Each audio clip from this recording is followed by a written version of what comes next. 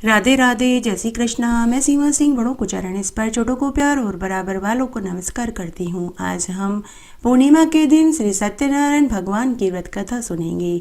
अगर आपने पूर्णिमा का व्रत किया है तो साथ में आपको कथा भी सुननी चाहिए। इससे व्रत, पूजा और कथा सुनने का संपूर्ण फल प्राप्त होता है। आइए अब हम चैत्र मास की पूर्णिमा को पूजनो पूर्णो व्रत की कथा सुनते हैं। बहुत पुरानी बात है। एक नगर में वासुदेव नाम का एक राजा था। उस राजा के दो रानियां थी। बड़ी रानी का नाम सिकोली और छोटी रानी का नाम रूपा था। बड़ी रानी सिकोली सास ननद की चहेती थी तो छोटी रानी रूपा राजा की चहेती थी। रूपा को कोई पुत्र प्राप्त नहीं हुआ। रूपा की अभिलाषा थी कि उसे एक पुत्र सुख की प्राप्ति हो। तब रूपा ने आसपास की औरतों से अपनी मन की बात कही। आसपास की औरतों ने कहा कि तेरी सास और ननद का जब तक तुझे आशीर्वाद नहीं मिलेगा तब तक तुझे पुत्र सुख प्राप्त नहीं हो सकता। तब रूपा रानी ने उन औरतों से कहा कि सास और ननद मुझे पसंद नहीं करती है। तब एक वृद्ध महिला ने रानी को सुझाव दिया कि बेटी, तुम ग्वालिन का वेश बना करके अपनी सास ननद के पांव छुओ तो वे तुम्हें आशीर्वाद देगी और वही आशीर्वाद तुम्हें फलेगा फूलेगा। तब रूपा को वह उपाय बहुत पसंद आया। तब एक दिन रूपा ग्वालिन का वेश बना करके अपनी सास और ननद के पांव छूती है तो सास और ननद उसे ग्वालिन समझ करके उसे दूधो नहाओ, पूतो फलो, 7 बेटों की माँ हो ऐसा आशीर्वाद देती है और वही आशीर्वाद रूपा को फलने फूलने लगता है। इस तरह रूपा को गर्भ ठहर जाता है। रूपा को जब गर्भ ठहर गया तो उसने यह बात राजा को बताई।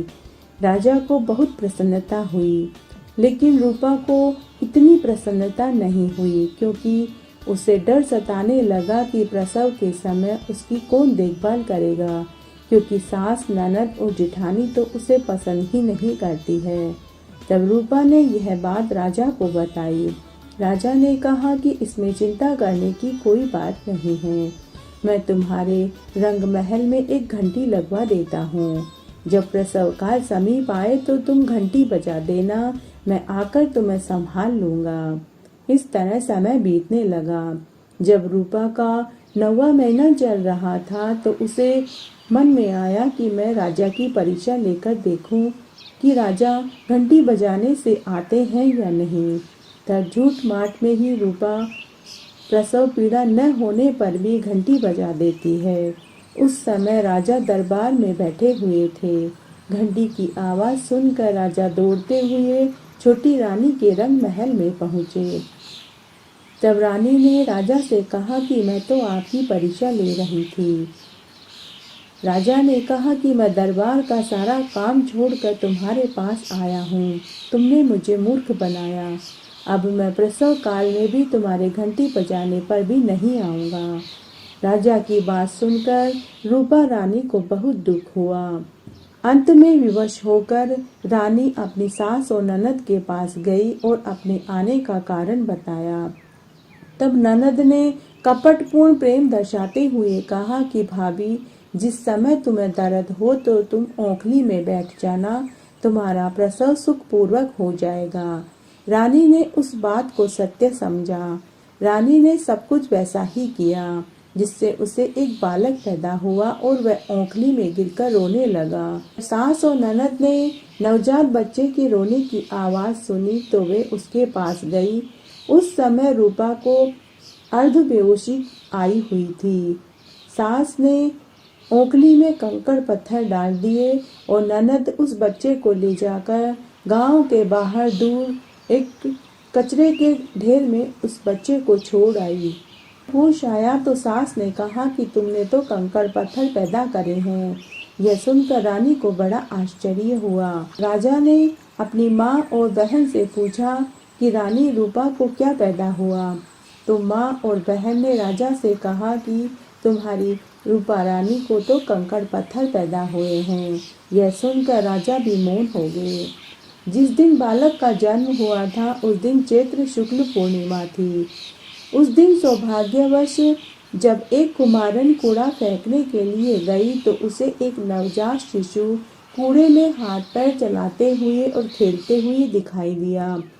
वह कुमारन निसंतान थी और हमेशा भगवान से पुत्र की कामना किया करती थी।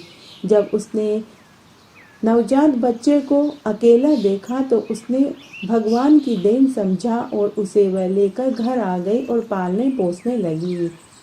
बालक जब थोड़ा बड़ा हुआ तो कुमार पिता ने अपने बेटे को मिट्टी का घोड़ा बनाकर के दिया। लड़का उस घोड़े से खेलता रहता था। एक दिन वह लड़का उस घोड़े को लेकर नदी पर गया और उसके मुंह में पानी डालकर कहने लगा, मिट्टी के घोड़े पानी पी, पानी पी। उस समय रनिवास की कुछ दासियां स्नान कर रही थी और कपड़े धो रही थी। जब उन्होंने बालक की यह बात सुनी तो उन्होंने उसे फटकारा और कहा कि अरे कुमार के लड़के, तेरा दिमाग खराब हो गया है क्या? कहीं मिट्टी के घोड़े भी पानी पीते हैं? चूंकि रूपा रानी के कंकड़ पत्थर होने वाली बात पूरे गांव में फैल चुकी थी।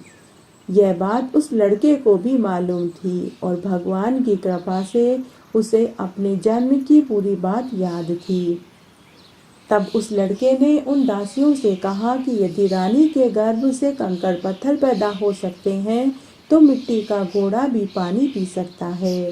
दासियों ने यह बात जाकर रानी सिकोली से और राजमाता और राजा की बहन से कही। तब उन्होंने अनुमान लगाया कि हो न हो जिस बच्चे को कूड़े में फेंका था यह वही है।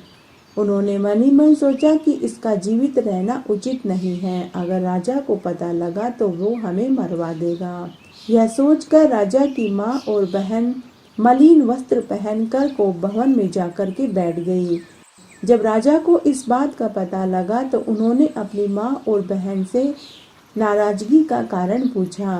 तब उन्होंने कहा कि गांव में एक कुमार का लड़का है, वो हमारी दासियों को चिढ़ाता है, इसलिए जब तक आप उसे मरवाएंगे नहीं हम अन्न जल ग्रहण नहीं करेंगे। यह सुनकर राजा ने कहा कि इस छोटे से अपराध के लिए प्राणदंड देना उचित नहीं है। मैं उस बालक को देश निकाला दे देता हूँ। इस प्रकार कुमार के लड़के को राजा ने देश निकाला दे दिया। वह लड़का दूसरे राज्य में जाकर रहने लगा। वहाँ पर उसने खूब पढ़ाई लिखाई करी, अस्त्र शस्त्र चलाना सीखा, तैराकी सीखी, घुड़सवारी सीखी। जब उसने अपनी पढ़ाई पूरी कर ली तो उसने राजा वासुदेव के दरबार में आकर नौकरी मांगी। राजा को उस लड़के का पहनावा और बोलचाल बहुत अच्छा लगा तो राजा ने उसे राजपुरोहित की नौकरी दे दी। इस तरह से समय बीतने लगा। एक बार राजा के राज्य में जल वृष्टि नहीं हुई। पूरे राज्य में अकाल पड़ गया। कुएं, तालाब, बावड़ियां सूख गई, खेत खलियान सूख गए। तब राजा ने एक ज्योतिषी से पूछा तो तब उस ज्योतिषी ने कहा कि हे राजा, आप अपनी पत्नी के साथ रथ में बैलों के समान कंधा देकर चलें और चैत्र शुक्ल पूर्णिमा को पैदा हुआ कोई द्विजातीय बालक रथ को हाँके तो जल वृष्टि हो सकती है। ज्योतिषी की बात को मानते हुए राजा और रानी रथ में जुटने को तैयार हो गए। अब द्विजातीय बालक की खोज की गई तो उस बालक ने सम को द्विजातीय घोषित कर दिया।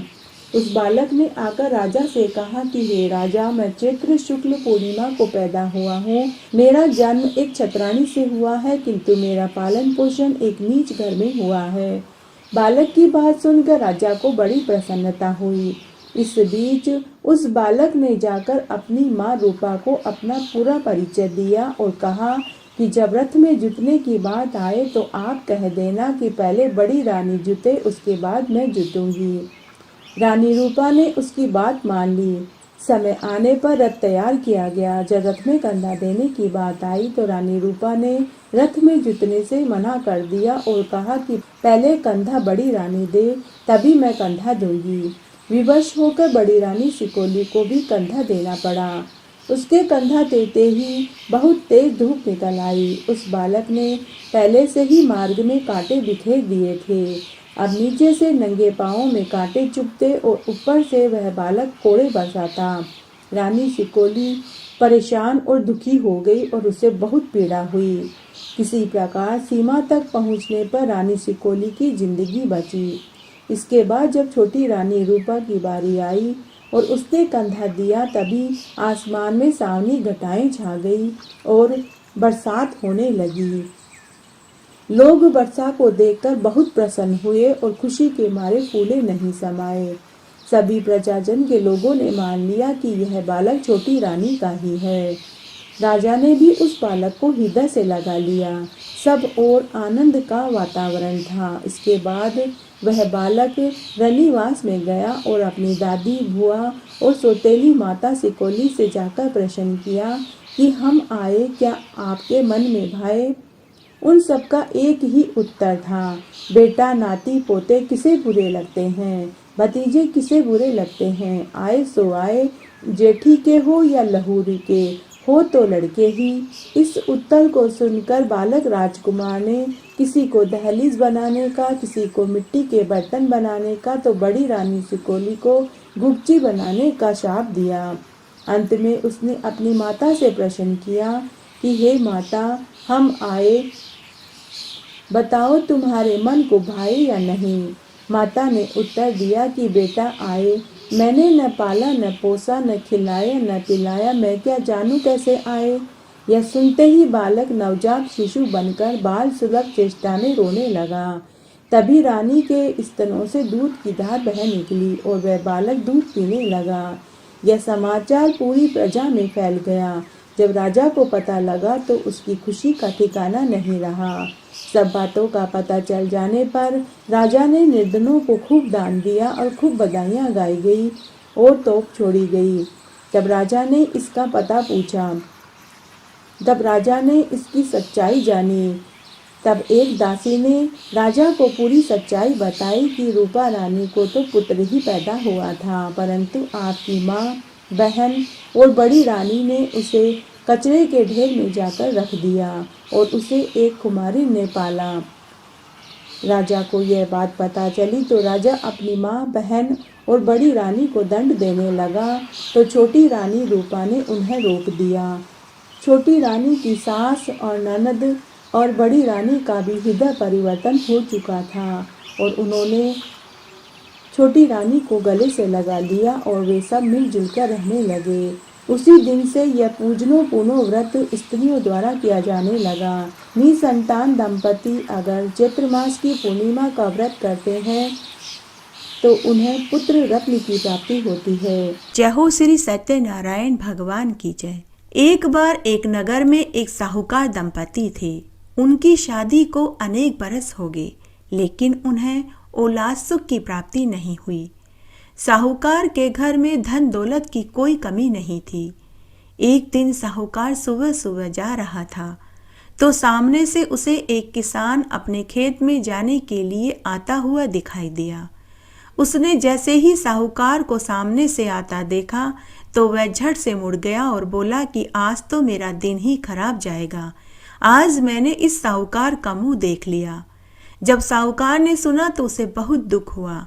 वह वापस उसी क्षण घर लौट आया। घर आया तो साहूकारनी उदास बैठी थी।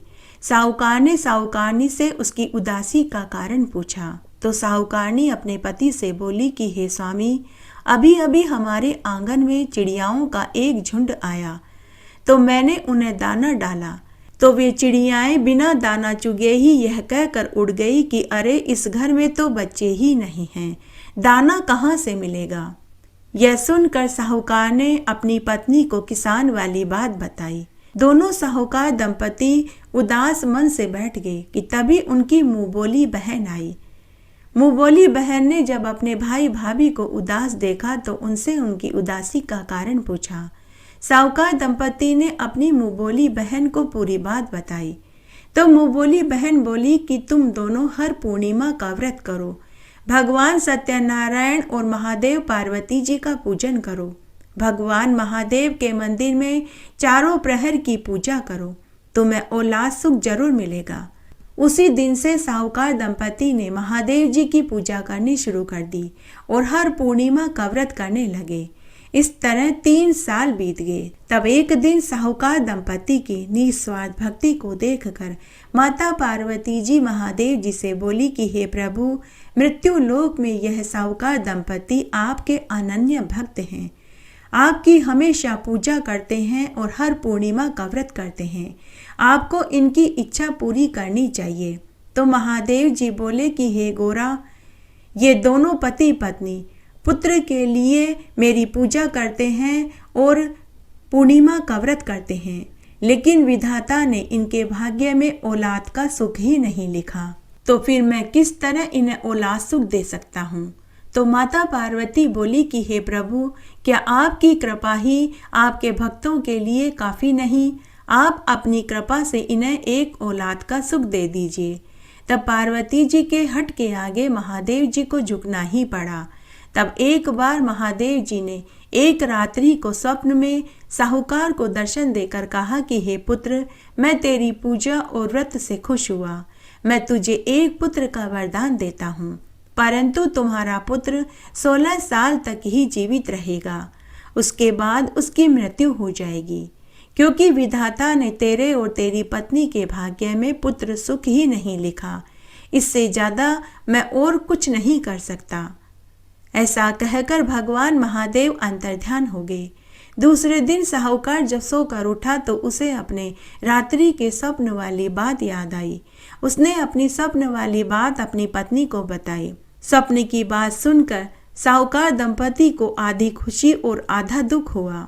उसके 3 महीने के बाद साहूकारनी को गर्भ ठहर गया और 9वें महीने में एक पुत्र पैदा हुआ। दोनों साहूकार दंपति ने अपने पुत्र का नाम भोला शंकर रखा, क्योंकि उन्हें पुत्र भगवान शंकर के आशीर्वाद से ही प्राप्त हुआ था। उसके बाद वे अपने पुत्र का लालन पालन करने लगे। जब उनका पुत्र 15 साल का हुआ तो एक दिन साहूकारनी अपने पति से बोली कि हे स्वामी, मैं अपने पुत्र का विवाह देखना चाहती हूँ, इसलिए आप शीघ्रता अतिशीघ्र मेरे पुत्र का विवाह कर दीजिए। तो साहूकार बोला कि भगवान, मैं अपने पुत्र को काशी विश्वनाथ भगवान के मंदिरों के दर्शन को भेजना चाहता हूँ। मैं चाहता हूँ कि यह काशी जाकर भगवान महादेव के मंदिरों में दर्शन करे, तीर्थ यात्रा करे, यज्ञ हवन आदि करे, पंडितों गरीबों को दान पुण्य करे। तब साहूकार ने अपनी पत्नी के भाई को बुलाया और एकांत में जाकर पूरी बात बताई कि हमारे पुत्र की आयु मात्र 16 बरस तक की ही है। हमारा पुत्र 16 साल की उम्र के बाद मर जाएगा, तो हम चाहते हैं कि तुम इसे काशी की यात्रा कराओ, महादेव जी के मंदिरों में ले जाकर के दर्शन कराओ और मेरे पुत्र के हाथ से पंडितों, साधु संतों, गरीबों को अन्न, वस्त्र, रुपया का दान कराओ। रास्ते में तुम जहाँ भी रुको वहाँ यज्ञ हवन भंडारे कराते हुए जाना। हम हमारे इकलौते पुत्र को हमारी आंखों के सामने मरता हुआ नहीं देख पाएंगे। सारी सच्चाई जानने के बाद भोला के मामा को भी बहुत दुख हुआ। तब साहूकार ने बहुत सा धन देकर भोला और उसके मामा को काशी के लिए रवाना कर दिया। दोनों मामा भांजे यज्ञ हवन दान पुण्य करते, गरीबों, पंडितों, साधु संतों को भोजन कराते, दक्षिणा देते हुए काशी जा रहे थे। चलते चलते वे एक राजा के राज्य में पहुंचे। उस नगर में खूब सजावट हो रखी थी। पूरे नगर को दुल्हन की तरह सजाया हुआ था। पूछने पर पता चला कि राजा की इकलौती लड़की का विवाह है, परंतु जिस राजकुमार से राजा की लड़की का विवाह हो रहा है वह एक आंख से काना और एक पांव से लंगड़ा है। लड़के वालों ने यह बात राजा रानी और राजकुमारी को नहीं बताई। तब बारात उनके राज्य में आई तो लड़के के माता को यह चिंता सताने लगी कि अगर राजा रानी और राजकुमारी को मेरे पुत्र के काने और लंगड़े होने का पता चलेगा तो राजकुमारी कहीं शादी करने से इनकार न कर दे। बारात को देखने के लिए मामा भांजे भी खड़े थे। जब लड़के के पिता ने साहूकार के पुत्र भोला को देखा तो उसके मन में विचार आया कि मैं इस लड़के को दूल्हे के कपड़े पहनाकर घोड़े पर बैठाकर महल में ले जाता हूँ, वरमाला और फेरे पटकवा लेता हूँ बाद में इसे धन का लालच देकर भगा दूंगा और अपने पुत्र को वहां बैठा दूंगा। तब लड़के के पिता ने मामा भांजे को धन का लालच दिया। तो मामा ने लड़के के पिता से कहा कि आप फेरों व सुहागरात में भी मेरे भांजे को बैठने दो तो मुझे स्वीकार है। तो दूल्हे के पिता ने राजी राजी स्वीकार कर लिया। उसके बाद दूल्हे के पिता ने भोले को दूल्हे के कपड़े पहनाकर घोड़े पर बैठा दिया और बारात लेकर महल में पहुंच गए। वरमाला हो गई और फेरों का कार्य भी संपन्न हो गया। सुहागरात का समय आया। राजकुमारी व भोला देर रात तक चौपड़पासा खेलते रहे और खूब हंस हंस कर बातें करते रहे। अर्धरात्रि में भोला को भूख सताने लगी तो उसने राजकुमारी से भोजन मांगा। राजकुमारी ने दासी से कहकर 56 तरह के व्यंजन मंगवाए। भोला ने और राजकुमारी ने दोनों ने भर पेट भोजन खाया। उसके बाद उन्होंने पान खाया तो पान का थोड़ा सा पीक राजकुमारी की जांघ पर गिर गया तो भोला ने अपने रुमाल से पोंछ दिया। उसके बाद भोला गहरी नींद में सो गया। लेकिन राजकुमारी जाग रही थी कि तभी एक जहरीला नाग भोला को डसने के लिए आया। राजकुमारी ने देख लिया तो राजकुमारी ने हाथ जोड़कर विनती करी और सर्प देवता को 3 वचनों में बांध लिया कि तभी सर्प बेहोश हो गया। राजकुमारी ने उस सर्प को उठाया, कलश में डाला, ढक्कन लगाया और तात की डोरी से बांध दिया और सो गई। सुबह भोला जल्दी जाग गया। जब वह जाने लगा तो उसे राजकुमारी पर दया आ गई। उसने सोचा कि अगर मैं राजकुमारी को बिना बताए चला जाऊंगा तो इसके साथ विश्वासघात होगा, क्योंकि इसके साथ विवाह तो मेरा हुआ है और इसे विदा कराने कोई और आएगा। तो भोला ने राजकुमारी की चुंदड़ी के पल्ले पर लिख दिया कि हे सुंदरी, मेरा नाम भोला है, मैं साहूकार का पुत्र हूँ। तुम्हारी शादी मेरे साथ हुई है, लेकिन तुम्हें विदा कराने राजा का काना लड़का आएगा। मैं अपने मामा के साथ काशी विश्वनाथ मंदिरों के दर्शन करने जा रहा हूँ। उसके बाद भोला वहाँ से चला गया और उसके स्थान पर राजा का काना लड़का आकर सो गया। सुबह जब राजकुमारी जागी और उसने अपनी चुंदड़ी के पल्लू पर लिखा हुआ संदेश पढ़ा और बगल में काने राजकुमार को देखा तो उसे पूरी सच्चाई समझ में आ गई। उसने अपने माता पिता को पूरी बात बताई कि जिससे मेरी शादी हुई, वरमाला हुई, फेरे हुए और जिसके साथ मैंने सुहागरात बिताई वो यह नहीं है, यह तो काना राजकुमार है। मेरी शादी तो साहूकार के पुत्र से हुई थी। मेरे पति काशी तीर्थ यात्रा करने गए हैं, लेकिन लड़के का पिता और लड़का और बाराती नहीं माने। तो राजकुमारी ने काने राजकुमार से कहा कि अगर तुम्हारे साथ मेरा विवाह हुआ है तो तुम बताओ, हमने सुहागरात के समय क्या क्या किया, क्या क्या खाया और क्या क्या बातें करी। अगर तुमने सारी बातें सच सच बता दी तो मैं तुम्हें अपना पति मान लूंगी। लेकिन काना राजकुमार कुछ नहीं बता पाया।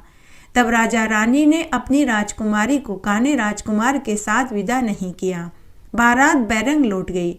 उधर काशी में मामा भांजे यज्ञ हवन कर रहे थे, खूब दान पुण्य कर रहे थे, साधु सन्यासियों, पंडितों, गरीबों को भोजन करा रहे थे और खूब दान दक्षिणा दे रहे थे। इस तरह पूरा उनका 1 साल बीत गया। तब पूर्णिमा के दिन 151 पंडित सत्यनारायण भगवान की कथा का वाचन कर रहे थे।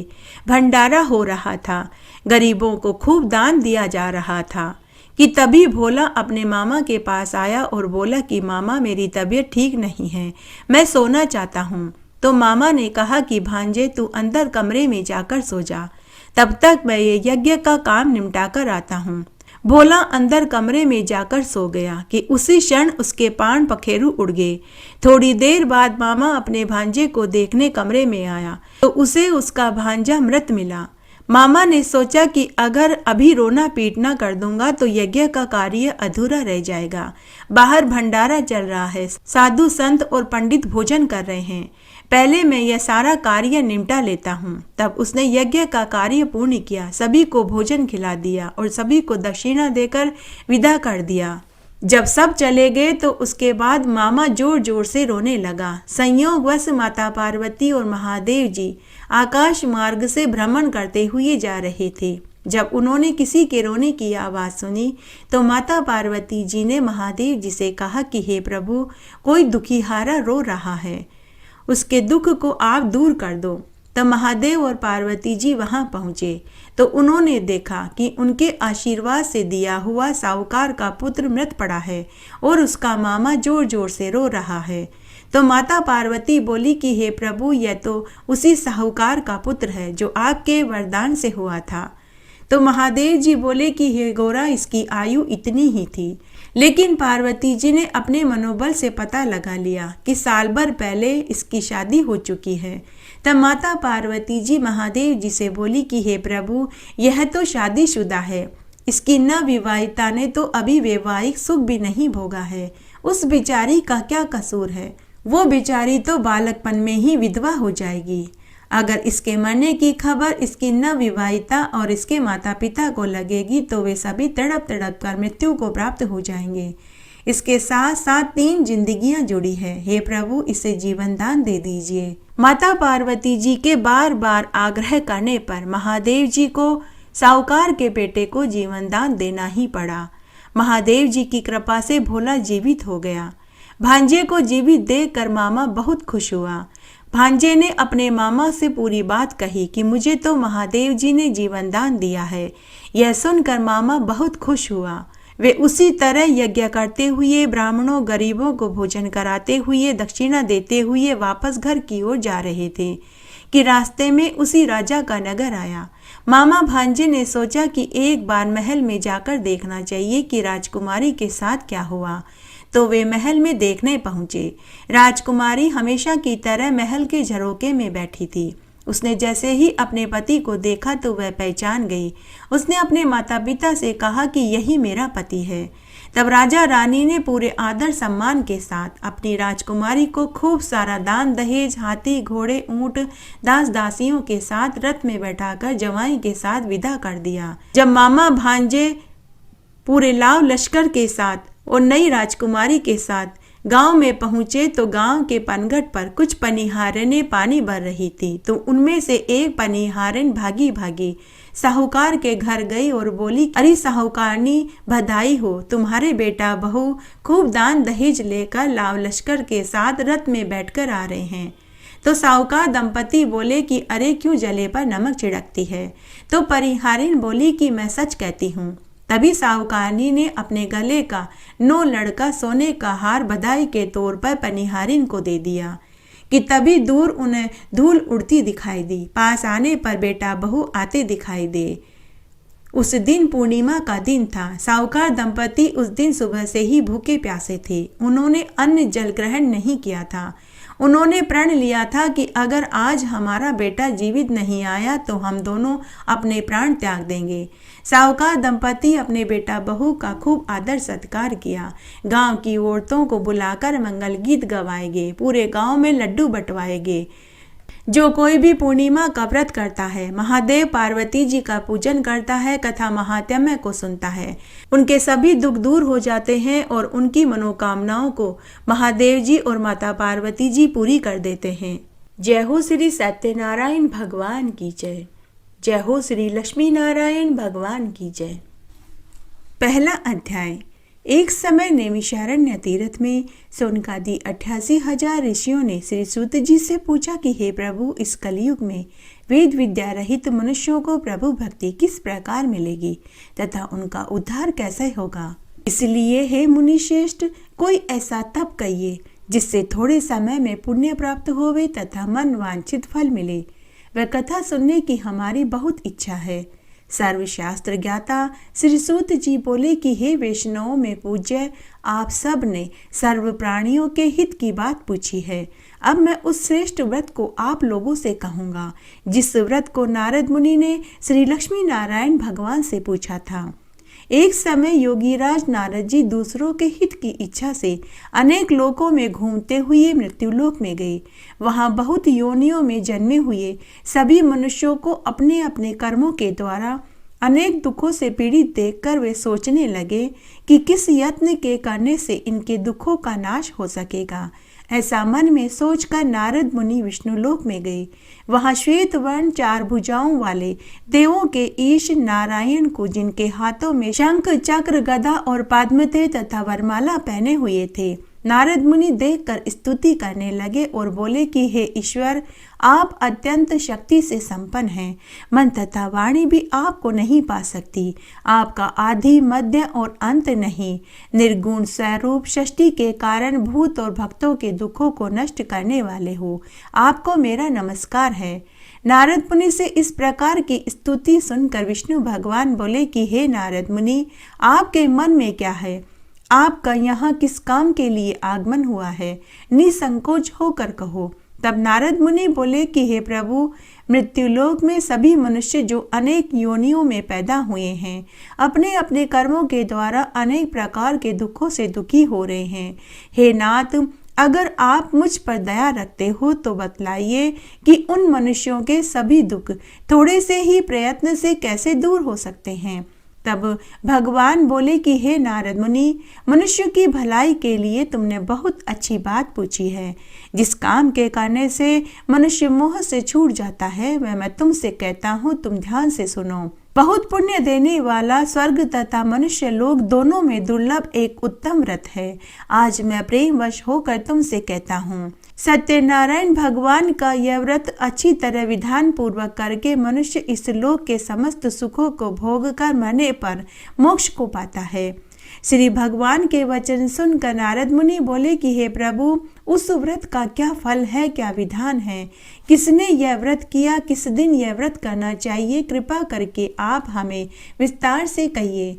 तब भगवान बोले कि दुख शोक आदि को दूर करने वाला, धन धान्य को बढ़ाने वाला, सौभाग्य तथा संतान को देने वाला यह व्रत सब स्थानों पर विजयी करने वाला है।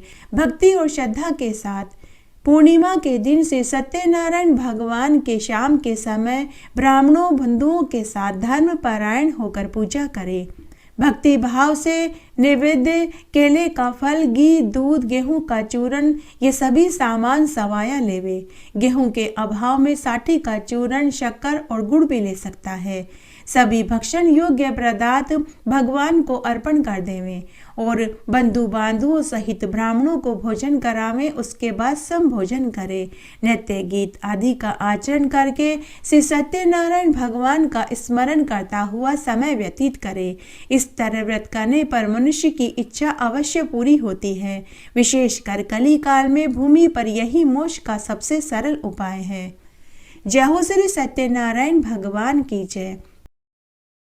सूत जी बोले कि हे ऋषि मुनियों, जिसने पहले समय में इस व्रत को किया, मैं उसका सारा वृतांत कहता हूँ, तुम ध्यान से सुनो।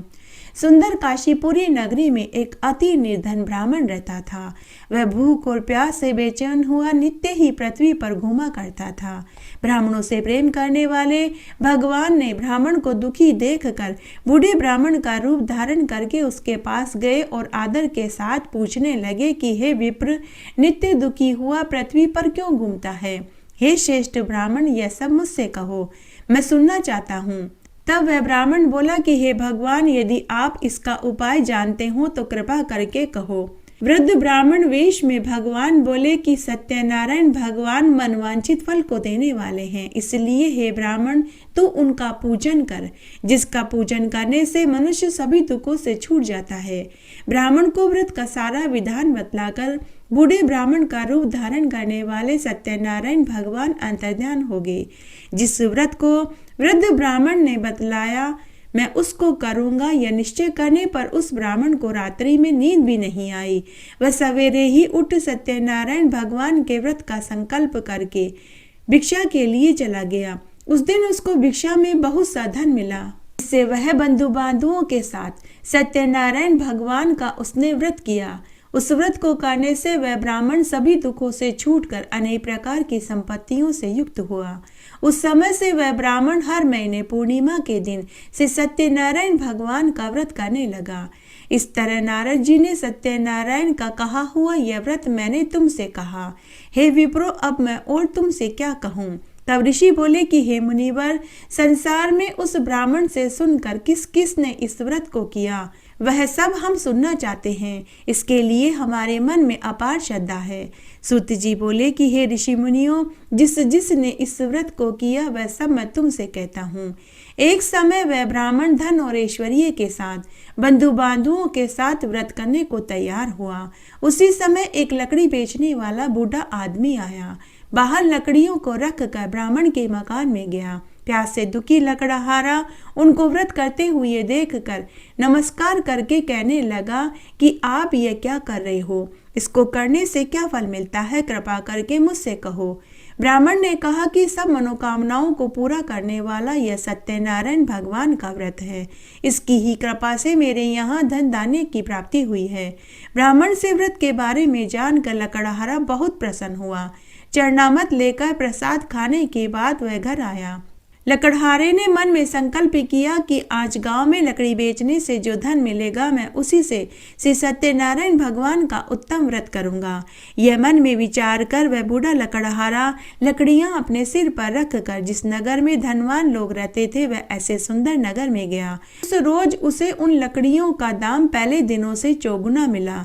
तब वह बूढ़ा लकड़हारा दाम ले अति प्रसन्न होकर पक्के केले की फली, शक्कर, घी, दूध, दही, गेहूं का चूरन, भगवान की सभी सामग्रियां लेकर अपने घर आया।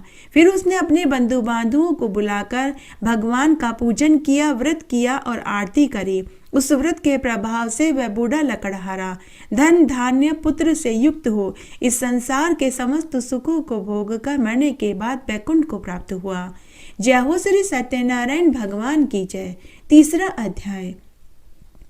सूत जी कहने लगे कि हे श्रेष्ठ मुनियों, अब आगे की कथा सुनो। पहले समय में उल्कामुख नाम का एक बुद्धिमान राजा था।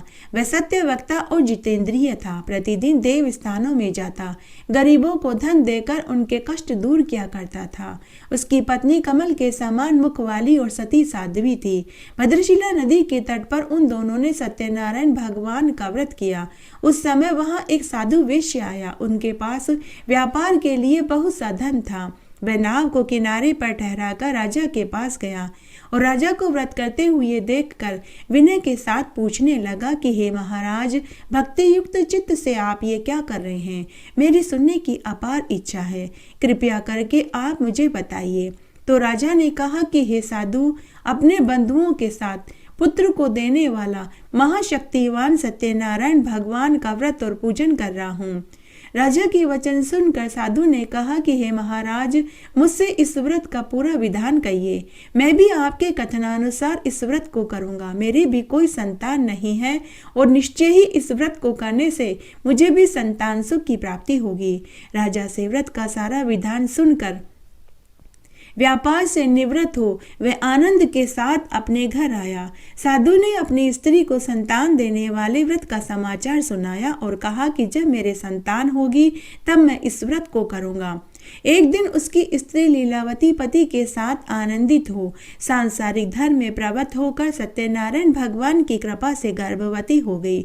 10वें महीने में उसने एक सुंदर कन्या को जन्म दिया। दिनों दिन वह कन्या इस तरह बढ़ने लगी जैसे शुक्ल पक्ष का चंद्रमा बढ़ता है। कन्या का नाम कलावती रखा गया। तब लीलावती ने मीठे शब्दों में अपने पति से कहा कि हे स्वामी, आपने जो संकल्प किया था कि भगवान का व्रत करूंगा, अब आप उस व्रत को करिए। साधु ने कहा कि हे प्रिय, इसके विवाह पर करूंगा। इस प्रकार अपनी पत्नी को आश्वासन देकर वह नगर को गया। कलावती पितृगृह में वृद्धि को प्राप्त हो गई। साधु ने जब नगर में सखियों के साथ अपनी पुत्री कलावती को देखा तो तुरंत ही दूत को बुलाकर के कहा कि मेरी पुत्री के लिए कोई सुयोग्य वर देख कर के लाओ। साधु की आज्ञा पाकर दूत कंचन नगर पहुंचा। वहां पर बड़ी खोज और देखभाल कर लड़की के लिए सुयोग्य वणिक पुत्र को ले आया। उस सुयोग्य लड़के को देखकर साधु ने अपने बंधु बांधुओं सहित प्रसन्नचित अपनी पुत्री का विवाह उसके साथ कर दिया। किंतु दुर्भाग्य से विवाह के समय भी वह व्रत करना भूल गया। तब भगवान क्रोधित हो गए और उसे शाप दिया कि तुझे दारुण दुख प्राप्त होगा। अपने कार्य में कुशल साधु बनिया अपने जवाई सहित समुद्र के समीप रत्नपुर नगर में आया। वहां दोनों ससुर जवाई राजा चंद्रकेतु के नगर में व्यापार करने लगे। एक रोज भगवान सत्यनारायण की माया से प्रेरित कोई चोर राजा का धन चुराकर भाग रहा था, किंतु पीछे से राजा के दूतों को आता हुआ देखकर चोर ने घबराकर भागते हुए राजा के धन को वहीं चुपचाप रख दिया जहां वे दोनों ससुर जवाई ठहरे हुए थे। जब दूतों ने साधु वेश्या के पास राजा के धन को रखा देखा तो वे उन दोनों को बांध कर के ले गए और प्रसन्नता से राजा के समीप जाकर बोले कि हे महाराज, ये 2 चोर हम पकड़ कर के लाए हैं, देख कर के आप आज्ञा दीजिए। तब राजा की आज्ञा से उनको कठिन कारावास में डाल दिया गया, उनका धन भी छीन लिया गया। सत्यनारायण भगवान के शाप से उसकी पत्नी घर पर बहुत दुखी हुई। घर पर जो धन था चोर चुरा कर के ले गया। शारीरिक मानसिक पीड़ा, भूख प्यास से अति दुखित हो अन्न की चिंता में कलावती एक ब्राह्मण के घर गई। वहां उसने सत्यनारायण भगवान का व्रत होते हुए देखा। फिर उसने कथा सुनी, प्रसाद ग्रहण किया और रात्रि में घर आई। माता ने कलावती से कहा कि हे पुत्री, अब तक कहाँ रही और तेरे मन में क्या है? कलावती बोली कि हे माता, मैंने आज एक ब्राह्मण के घर में श्री सत्यनारायण भगवान का व्रत होते हुए देखा। कन्या के वचन सुनकर लीलावती सत्यनारायण भगवान के पूजन की तैयारी करने लगी। लीलावती ने अपने परिवार और बंधुओं सहित श्री सत्यनारायण भगवान का पूजन किया और ये वर मांगा कि मेरे पति और दामाद शीघ्र ही घर आ जावें। साथ ही प्रार्थना करी कि हे प्रभु, हम सबका अपराध क्षमा करो। श्री सत्यनारायण भगवान इस व्रत से संतुष्ट हो गए और उधर राजा चंद्रकेतु को स्वप्न में दर्शन देकर कहा कि हे राजन, दोनों वेश्यों को प्रातः ही छोड़ दो और उनका सब धन जो तुमने ग्रहण किया है उन्हें वापस दे दो, नहीं तो तुम्हारा धन, राज्य, पुत्र सब नष्ट कर दूंगा। राजा से ऐसे वचन कहकर भगवान अंतर्ध्यान हो गए। प्रातःकाल राजा चंद्रकेतु ने सभा में अपना स्वप्न सुनाया। फिर दोनों वणिक पुत्रों को केस से मुक्त कर सभा में बुलाया। दोनों ने आते ही राजा को प्रणाम किया। तब राजा मीठे वचनों में बोले कि हे महानुभावों, भाग्यवश ऐसा कठिन दुख तुम्हें प्राप्त हुआ है, अब तुम्हें कोई भय नहीं। ऐसा कहकर राजा ने उनको नए नए वस्त्र आभूषण पहनाए और उनका जितना धन लिया था उसे दुगना धन देकर उनको विदा कर दिया। दोनों वेश्या अपने घर को चल दिए। जय हो श्री सत्यनारायण भगवान की जय। 4था अध्याय। सूती जी बोले कि वेश्या ने मंगलाचरण करके यात्रा आरंभ करी और अपने नगर को चला। थोड़ी दूर निकलने पर दंडी वेशधारी सत्यनारायण भगवान ने उनसे पूछा कि हे साधु, तेरी नाव में क्या है? अभिमानिक वणिक हंसता हुआ बोला कि हे दंडी, आप ऐसा क्यों पूछते हैं? क्या धन लेने की इच्छा है? मेरी नाव में तो बेलपत्ते भरे पड़े हैं। वेश्या का कठोर वचन सुनकर भगवान ने कहा कि तुम्हारा वचन सत्य हो। दंडी ऐसा कहकर वहां से कुछ दूरी पर जाकर समुद्र के किनारे बैठ गए। दंडी के जाने के बाद वेश्या ने नित्य क्रिया करने के बाद नाव को ऊंची उठी देखकर अचंबा किया और नाव में बैल पत्ते देखकर मूर्छित होकर जमीन पर गिर पड़ा। थोड़ी देर बाद जब मूर्छा खुली तो वह शोक करने लगा। तब उसका दामाद बोला कि पिताजी, आप शोक न करें, यह दंडी का श्राप है, अतः हमें उनकी शरण में चलना चाहिए, तभी हमारी मनोकामना पूरी होगी। दामाद के वचन सुनकर वह दंडी के पास पहुंचा और अत्यंत भक्ति भाव से नमस्कार करके बोला कि मैंने आपसे जो असत्य वचन कहे उसके लिए आप मुझे क्षमा करें। ऐसा कहकर वह रोने लगा। तब दंडी भगवान बोले कि हे वणिक पुत्र, मेरी आज्ञा से बार बार तुझे दुख प्राप्त हुआ है, तू मेरी पूजा और व्रत से विमुख हुआ है। साधु बोला कि हे ईश्वर, आपकी माया से मोहित ब्रह्मा आदि भी आपके रूप को नहीं जानते, तब मैं अज्ञानी कैसे जान सकता हूँ? आप प्रसन्न हुई, मैं सामर्थ्य के अनुसार आपकी पूजा करूँगा, व्रत करूँगा। आप मेरी रक्षा करो और पहले के समान मेरी नौका में धन भर दो। उसके भक्ति युक्त वचन सुनकर भगवान प्रसन्न हो गए और उसकी इच्छा अनुसार वरदान देकर अंतर्ध्यान हो गए। तब उन्होंने नाव पर आकर देखा तो नाव धन से परिपूर्ण थी। फिर भगवान सत्यनारायण का पूजन कर साथियों सहित अपने नगर को गया। जब अपने नगर के निकट पहुंचा तब दूत को घर भेजा। दूत ने साधु के घर जाकर उसकी स्त्री को नमस्कार करके कहा कि साधु अपने दामाद सहित नगर के समीप आ गए हैं। ऐसा सुनकर साधु की स्त्री ने बड़े हर्ष के साथ सत्यनारायण भगवान का पूजन किया, प्रसाद ग्रहण किया और पुत्री से कहा कि मैं अपने पति के दर्शन को जाती हूँ, तो कार्य पूरा करके शीघ्र आ जाना। माता के वचन सुनकर कलावती प्रसाद छोड़ पति के पास गई।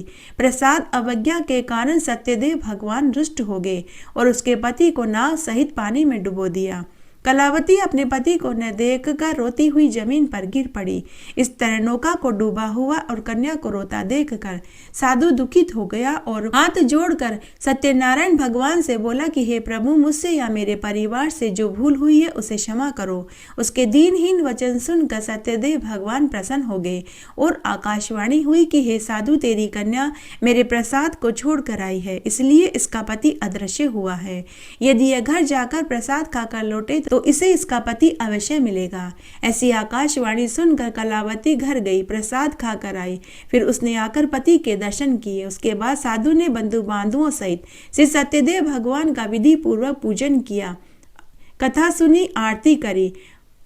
उस दिन के बाद वह साधु अपने परिवार के साथ हर महीने पूर्णिमा का व्रत करने लगा और वह इस जीवन के समस्त सुखों को भोग कर मरने के बाद स्वर्गलोक को प्राप्त हुआ। जय हो श्री सत्यनारायण भगवान की जय। 5वां अध्याय। सूत जी बोले कि हे ऋषियों, मैं और भी कथा कहता हूँ, तुम ध्यान से सुनो। प्रजा पालन में लीन तुंगध्वज नाम का एक राजा था। उसने भी भगवान का प्रसाद त्याग कर बहुत दुख पाया। एक समय वन में जाकर वन्य पशुओं को मारकर बड़ के पेड़ के नीचे आकर के बैठा। वहां उसने ग्वालों को भक्ति भाव से बांधुओं सहित सत्यनारायण का पूजन करते हुए देखा। राजा देखकर भी अभिमानवश वहां नहीं गया और नहीं नमस्कार किया। जब ग्वालों ने भगवान का प्रसाद राजा के सामने रखा तो राजा ने प्रसाद को त्याग दिया और अपनी सुंदर नगरी में चला गया। वहां उसने अपना सब कुछ नष्ट पाया तो राजा जान गया कि यह सब कुछ भगवान ने किया है। तब वह विश्वास कर ग्वालों के समीप आया। विधि विधान से श्री सत्यनारायण भगवान की कथा सुनी, पूजन किया और प्रसाद ग्रहण किया तो सत्यदेव भगवान की कृपा से सब पहले जैसा हो गया और दीर्घ काल तक सुख भोग करने के बाद स्वर्ग को प्राप्त हुआ। जो मनुष्य इस परम दुर्लभ व्रत को करेगा, भगवान सत्यदेव की कृपा से उसे धन धान्य की प्राप्ति होगी। निर्धन धनी हो जाएगा, बंदी बंधन से मुक्त हो जाएगा और निर्भय हो जाएगा। संतानहीनों को संतान प्राप्त होगी। सब मनोरथ पूर्ण होकर अंत में वैकुंठ धाम को जाता है। जिन्होंने पहले इस व्रत को किया, अब उसके दूसरे जन्म की कथा कहता हूँ, तुम ध्यान से सुनो। वृद्ध शतानन ब्राह्मण ने सुदामा का जन्म लेकर मोक्ष को पाया। उल्कामुख नाम का राजा दशरथ होकर वैकुंठ को प्राप्त हुआ। साधु नाम के वेश्य ने मोरध्वज बनकर अपने पुत्र को आरे से चीर कर मोक्ष को प्राप्त हुआ। महाराज तुंगध्वज ने स्वयंभू होकर भगवान में भक्ति युक्त हो कर्म कर मोक्ष को प्राप्त हुआ। जय हो श्री सत्यनारायण भगवान की जय। जय हो श्री सत्यदेव भगवान की जय। आइए अब हम श्री सत्यनारायण भगवान की आरती बोलते हैं। ओम जय लक्ष्मी रमणा, स्वामी जय लक्ष्मी रमणा, सत्यनारायण स्वामी जन पातक हरना। ओम जय लक्ष्मी रमणा, रतन जड़ित सिंहासन अद्भुत छवि राजे, स्वामी अद्भुत छवि राजे। नारद करत निरंतर घंटा ध्वनि बाजे। ओम जय लक्ष्मी रमणा, रकत भये कलि कारण द्विज को दर्श दियो, स्वामी द्विज को दर्श दियो। बूढ़ो ब्राह्मण बन कर कंचन महल दियो। ओम जय लक्ष्मी रमणा, दुर्बल भीड़ कराल जिन पर कृपा करे, स्वामी जिन पर कृपा करे। चंद्र चूड़ एक राजा तिनकी विपत्ति हरे। ओम जय लक्ष्मी रमणा, वेश मनोरथ पायो श्रद्धा तज दीनी, स्वामी श्रद्धा तज दीनी। सो फल भोग्यो प्रभु जी तेरी स्तुति की। ओम जय लक्ष्मी रमणा, भाव भक्ति के कारण छिन छिन रूप धरो, स्वामी छिन छिन रूप धरो। श्रद्धा धारण की काज सरो। ओम जय लक्ष्मी रमणा, ग्वाल बाल संग राजा वन में भक्ति करे, स्वामी वन में भक्ति करे। अनवांछित फल दीना दीन दयाल हरि। ओम जय लक्ष्मी रमणा, चढ़त प्रसाद सवायो कदली फल मेवा, स्वामी कदली फल मेवा। धूप दीप तुलसी से राजी सतदेवा। ओम जय लक्ष्मी रमणा, श्री सत्यनारायण जी की आरती जो कोई जन गावे, स्वामी जो कोई जन गावे। कहत शिवानंद स्वामी अनवांछित फल पावे। ओम जय लक्ष्मी रमणा, ओम जय लक्ष्मी रमणा। स्वामी जय लक्ष्मी रमणा सत्यनारायण स्वामी जनपातक हरणा। ओम जय लक्ष्मी रमणा। जय श्री सत्यनारायण भगवान की जय। आइए अब हम जगदीश भगवान की आरती बोलते हैं। ओम जय जगदीश हरे स्वामी जय जगदीश हरे। भक्त जनों के संकट दास जनों के संकट क्षण में दूर करे। ओम जय जगदीश हरे। जो धावे फल पावे दुख विघ्न से मन का स्वामी दुख विघ्न से मन का। सुख संपत्ति घर आवे कष्ट मिटे तन का। ओम जय जगदीश हरे। मात पिता तुम मेरे शरण गऊँ किसकी स्वामी शरण गऊँ किसकी। तुम बिन और न दूजा आस करूँ जिसकी। ओम जय जगदीश हरे। तुम पूर्ण परमात्मा तुम अंतर्यामी स्वामी तुम अंतर्यामी। पार ब्रह्म परमेश्वर तुम सबके स्वामी। ओम जय जगदीश हरे। तुम करुणा के सागर तुम पालन करता स्वामी तुम पालन करता। मैं मूरख कलकामी कृपा करो भरता। ओम जय जगदीश हरे। तुम हो एक अगोचर सबके प्राणपति स्वामी सबके प्राणपति। किस विध मिलूं दया में तुमको मैं कुमति। ओम जय जगदीश हरे।